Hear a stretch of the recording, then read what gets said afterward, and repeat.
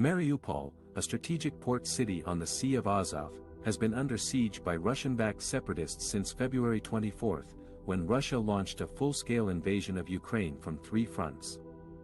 The city, which had a pre-war population of more than 400,000, has been subjected to relentless shelling, bombing and blockade by the Russian forces, who have cut off its access to water, electricity and humanitarian aid.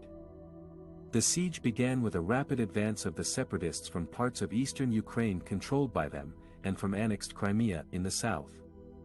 The Ukrainian troops in Mariupol resisted the Russian ultimatum to surrender and put up a fierce defense of the city.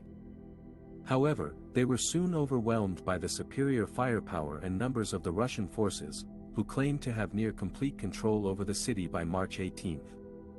The civilians who failed to flee Mariupol before the blockade were trapped in a humanitarian nightmare. The city lost power and had no running water or gas supplies since March 2. The food and water supplies were running out by March 4. The Russian forces blocked the exit of civilians and prevented any aid from reaching them. The mayor of Mariupol, Vadim Boychenko, appealed for military assistance and for a humanitarian corridor to evacuate some of the residents. A partial ceasefire was agreed on March 5 to open a humanitarian corridor for several hours, but it collapsed with both sides blaming each other for the failure. A week later, another humanitarian corridor was established and a convoy of evacuees managed to leave Mariupol in at least 160 private cars. By March 15, about 2,000 cars had left the city. However, many more remained behind, either unable or unwilling to leave. The Russian forces continued their indiscriminate attacks on Mariupol, targeting civilian infrastructure and shelters.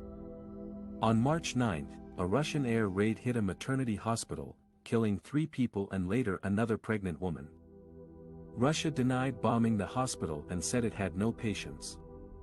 On March 16, local authorities said Russia struck Mariupol's drama theater, where hundreds were sheltering. The death toll was estimated at about 300. Russia also denied bombing the theater.